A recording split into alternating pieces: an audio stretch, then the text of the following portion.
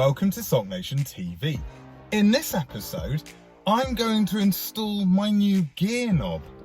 Now, I bought this gear knob after watching Cowabunga Car Diaries, and it's one of their channel sponsors, so I kind of went, I like the idea of that.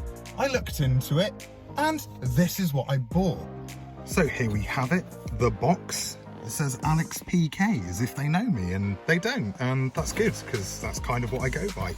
And let's just open this up, and inside, there we are, toxic knobs. Now, one of the reasons I went for this beautiful bit of kit is because it's made out of recycled bottle tops. And I thought that was not only just pretty cool, and you know, let's try and be nice to the environment, especially if we're driving cars a lot.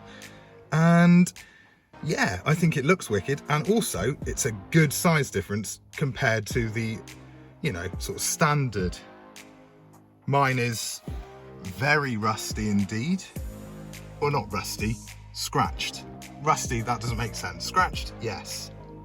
Rusty, no.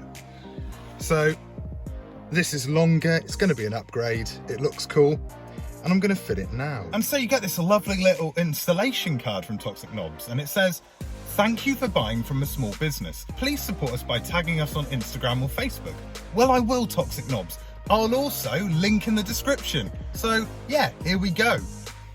Anyway, it says installation pull-off type, as in pull-off gear knob. Grip your knob, pull it real hard, don't let it come off in your face. Force your toxic knob on, tighten with a 4mm Allen key. I like the innuendo, well played. Installation screw-on type.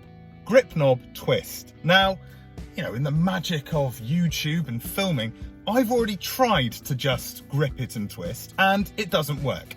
So I've got a 14mm spanner, and hopefully brute force will win the day. It doesn't normally for me. Is this probably going to go wrong? Something simple as installing a gear knob. Is it going to go wrong? Yeah, it's going to go wrong. But enjoy the ride. So here we go. I've got the 14mm spanner on there. It's one of Ed's because he left them in my boot, so I'm going to use them while I've got them. And I mean, that's actually probably the easiest modification I've ever done. That's a lie. It's not the easiest modification I've ever done. That would be when I changed the valve caps on my Mini. Not many people like that video. I wonder why. So here we go. Here is the toxic knob. And oh, I like that already. Right, so I'm assuming screw it on hand tight, and then just maybe just to make sure it's tight. Yeah, that isn't going anywhere. Let's just double check it. So there we go. Look at that. That looks quite nice. Let's see how well it goes into gear.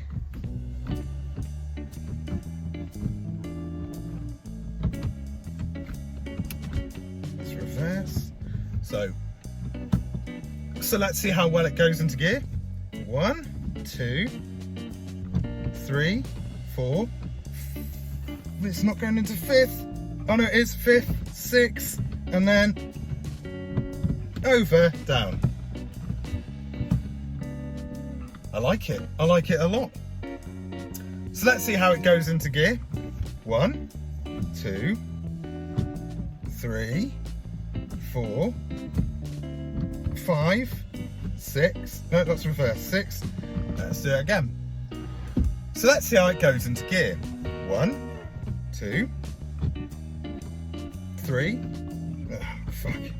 I can't get cars in gear. That's good, isn't it? Let's see how it goes into gear. So let's see how it goes into gear. 1, 2, 3, 4, 5, 6, and then reverse. That feels really good in hand. That does feel really nice. Excellent. So yeah, that's a nice, simple installation video. Did it go better than I thought? Yes. Does it feel good in hand? Yes. Am I going to go for a drive with it right now? Yeah. Yeah, I think I am. So I'm in the car. This is only the second journey I've made since lowering it, and it feels pretty good.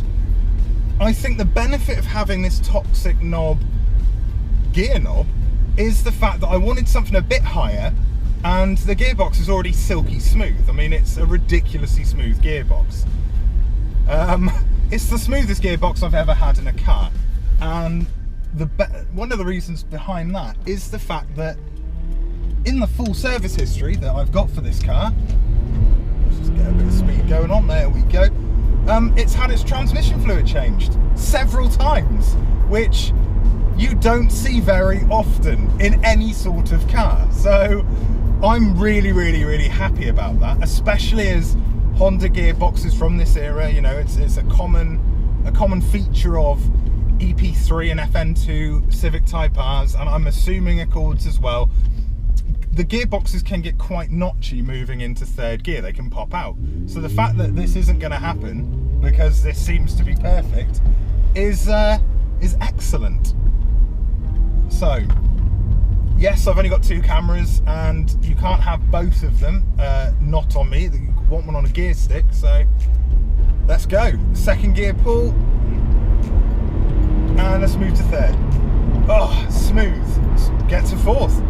Lovely. I mean, the gearbox is so smooth, but having this toxic knob gear knob, it makes shifting feel just right in my hand. I mean, you know, I'm a 6 foot 14 and a half stone dad bod human being, and yeah, having something that's at ease of reach and you know, means I can keep my seat in the way that I want it and still be able to drive relatively aggressively is a real benefit to having a gear knob that actually I can reach, feel at all times. And with the original scratched up gear knob, that wasn't really the case. I was finding I was looking for it quite a lot. It sat quite low. This one, perfect. You know, yeah, occasionally I'll probably forget what gear I'm in, and you know, I'll look at the gear knob and there's no actual markings on it, so that's going to be, you know, fun. But oh, man, I love this car so much. I love this car more than you could love a car. Oh, maybe not more than you can love a car, but I certainly love it a lot. Obviously, if you hear stuff moving about in the boot like you may have then, that is, let's just get into VTEC again.